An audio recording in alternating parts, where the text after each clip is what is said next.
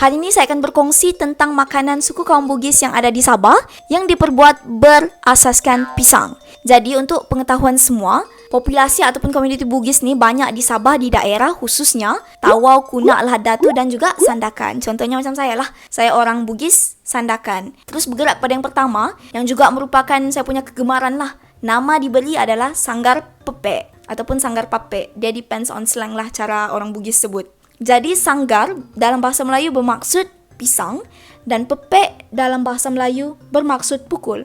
Jadi untuk buat sanggar pepek ni, pertama kita perlukan pisang apa-apa pun boleh je sebenarnya. Yang penting pisang tu muda. Jadi kita akan standard lah, kita kupas, kita akan tabur garam untuk bagi rasa. Lepas tu kita akan goreng ke dalam minyak yang panas sampai separuh masak sahaja, okey? Lepas tu kita akan angkat dia daripada minyak tu, keluarkan, dan di sinilah kenapa namanya pisang pukul. Kita akan pukul-pukul pisang tu menggunakan lusung batu sampailah pisang tu menjadi leper. Kita akan masukkan semula ke dalam minyak sehinggalah pisang tu rangup dan siaplah sanggar pepek kita. Sanggar pepek ni tidak akan lengkap kalau tidak dimakan dengan sambal yang diperbuat daripada belacan dan juga tomato. Kalau mau rasanya lagi fresh dan lagi mantap, memang kami selalunya akan tambah daun cemangi. Dan orang Bugis akan makan sanggar pepek ni kebiasaannya pada waktu petang. Tapi sebenarnya mau makan bila-bila masa pun boleh je. Contohnya masa kamu menonton perlawanan bola Arsenal lawan Liverpool ke Okey, baiklah, kita bergerak kepada yang kedua. Kita akan cakap pasal sanggar telemek ataupun juga dikenali sebagai pisang Belanda. Pisang kita kena guna pisang raja yang paling matang, yang sangat matang. Kalau tidak matang tidak sedap. Pisang raja yang matang ni, jadi apabila kita goreng dan kita salut dia dengan telur masa tu, dia akan auto caramelize. Sebab kandungan gula pisang raja yang matang tu tersangat tinggi, itu sendirilah. Lepas kita goreng, kita akan sumbatkan margarine yang telah pun dicampur dengan kacang hancur dan terjadilah pisang telemek itu ataupun sanggar telemek.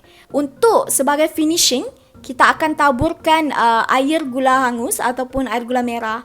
Itulah cara buat sanggar telemek ni. Tapi kalau kamu tidak seberapa suka manis, tidak taburkan gula merah tu pun okey juga. Lepas tu kita pergi kepada makanan Bugis yang ketiga, berongkok. Berongkok ni adalah makanan Bugis yang diperbuat daripada pisang nipah dan kita akan tambah juga dengan santan dan beberapa bahan lain. Lepas tu kita akan kukus. Sebelum kita kukus, kita akan balutkan makanan tersebut ataupun berongkok tersebut menggunakan daun pisang. Dan dia memang sangat sedap lah. Dan yang terakhir sekali, kita akan bercerita tentang pisang hijau.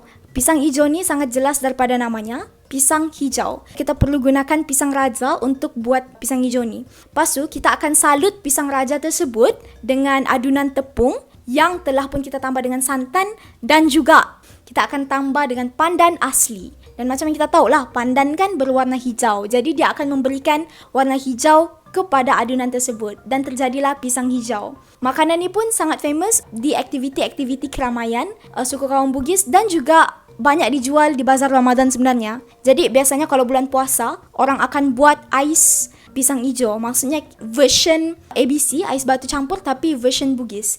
Rasanya memang mantul. Saya sebenarnya bercakap pasal makanan Bugis banyak-banyak ni sebab saya merupakan seorang pasompe, tapi dalam bahasa Melayunya adalah seseorang perantau dan saya rindu makanan-makanan selalu saya makan masa saya di rumah saya. Jadi apa-apa pun guys, selamat menikmati makanan dan Assalamualaikum.